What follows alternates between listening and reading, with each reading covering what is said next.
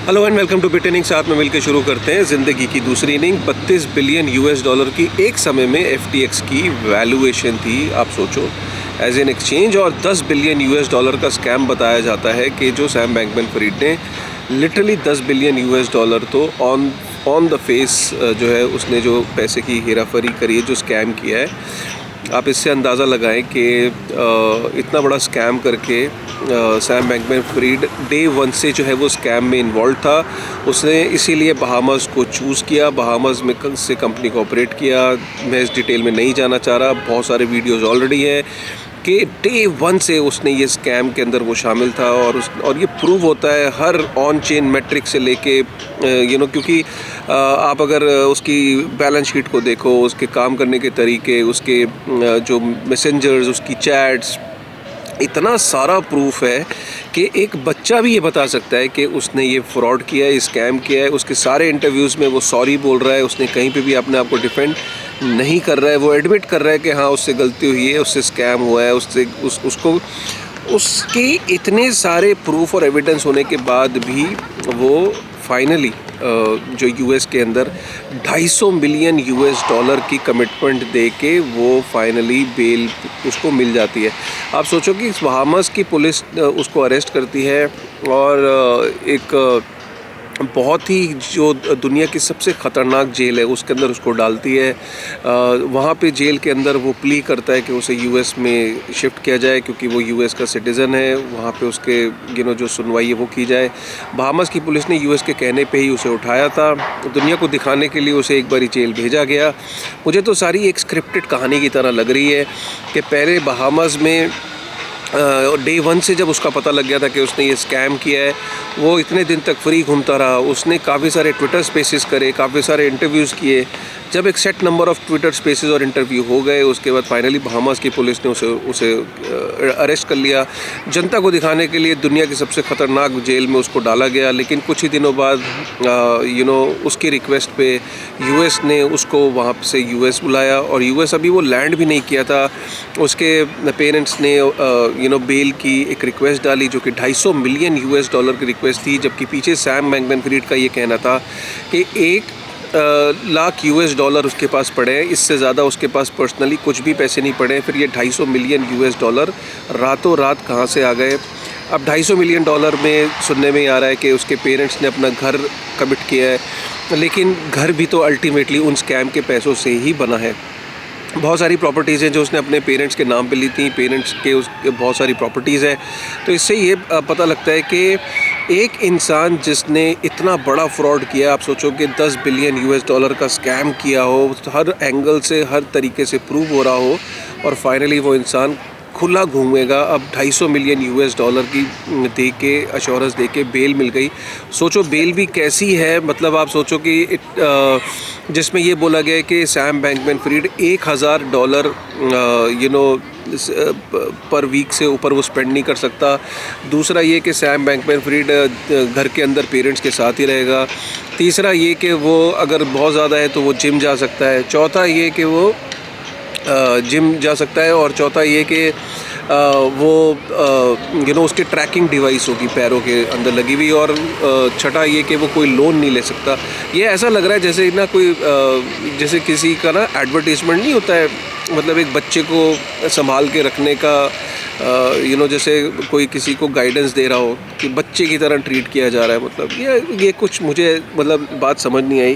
पूरे इंडस्ट्री के अंदर, पूरी दुनिया के अंदर इसको बहुत ही सस्पिशन के साथ देखा जा रहा है। कोई इससे खुश नहीं है। इससे ये भी प्रूव होता है कि जब हम बात करते हैं कि क्यों अमीर अमीर होता चला जा रहा है और क्यों गरीब गरीब होता चला जा रहा है, अमीर क्यों ही ना कहीं जो पैसे होते हैं उससे वो अपना उसको घबराहट नहीं होती है गलत काम करने से भी, क्योंकि उसको ये पता होता है कि कहीं ना कहीं वो बच जाएगा। इससे यूएस गवर्नमेंट ने एक संकेत ये भी दिया है आने वाली जनरेशन को कि अगर स्कैम करो तो इतना बड़ा स्कैम करो कि आपके पास एटलीस्ट इतने पैसे हों कि आप कम से कम अपने आप को बचा सको। तो ये एक बहुत बड़ा एग्जांपल, बहुत ही बुरा एग्जांपल ये सेट होगा वहाँ के लोगों के लिए जो लोग यूएस में हैं और जो स्कैम करने की सोच रहे थे। आज सोचो कितना जिगरा खुल जाएगा उन बाकी क्रिप्टो एक्सचेंजेस के फाउंडर्स का जो अनरेगुलेटेड है और वो भी ये सोचेंगे कि ठीक है यार, at the end of the day if something goes wrong we should have enough money कि हम अपने आप को बचा सके। और इनफैक्ट ये कितना भेदभाव, आप इसको किस तरीके से समझोगे कि टोर्नेडो कैश जो कि एक मिक्सर सॉफ्टवेयर था, उसका जो कोड लीड जो कोड डेवलपर था वो जेल के पीछे क्यों, क्योंकि उसने कोड क्यों लिखा, जो टोर्नेडो कैश का जो मिक्सर है उसका कोड क्यों लिखा उसने, उस कोड को लिखने वाला जो है वो जेल में है और इतना बड़ा स्कैम करने वाला जो है वो बाहर है। इससे टू बी वेरी ऑनेस्ट बड़ा हताश फील भी होता है और बहुत ही एक अजीब सी फीलिंग आती है कि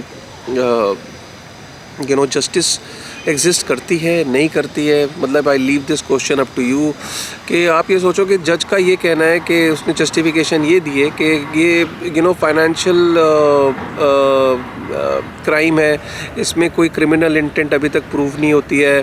और उसमें ये भी बोला गया कि कोई सैम बैंकमैन-फ्रीड को कोई बेल देने से वो कोई किसी को नुकसान नहीं पहुंचाएगा, ऐसा लगता नहीं है। उसके पास कोई ऐसा रीज़न नहीं है कि वो किसी का जाके मर्डर कर दे या किसी को नुकसान पहुंचा दे।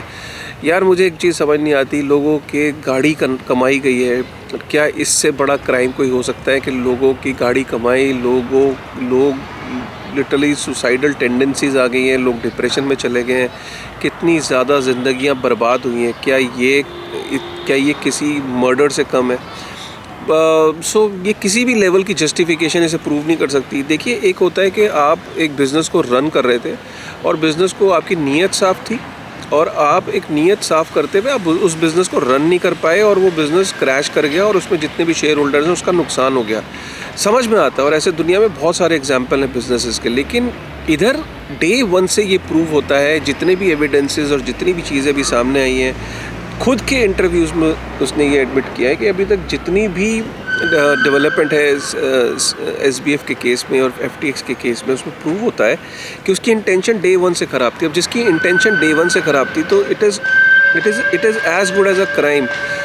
आप उसको कह सकते हो कि एक आदमी की इंटेंट साफ़ थी, उसने कई साल बिज़नेस चलाया, वर्कआउट नहीं हो पाया, मार्केट के अंदर कंडीशंस ख़राब थी, समझ में आता है कि वो बिज़नेस डूब गया और वहाँ इंटेंट नहीं थी। यहाँ पे इंटेंट जो थी वो डे वन से ख़राब थी और इंटेंट थी स्कैम करने की।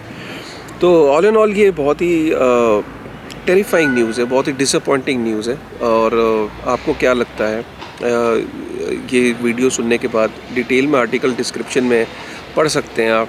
आपको क्या लगता है, आपकी क्या फीलिंग है कि जो हुआ ये सही हुआ, गलत हुआ, आपके हिसाब से क्या होना चाहिए था? और अब जिस बंदे को जेल की सलाखों के पीछे होना चाहिए था वो अपने घर में आराम से पेरेंट्स के साथ जिम जा सकता है और नॉर्मल लाइफ जी सकता है और चलता रहेगा केस।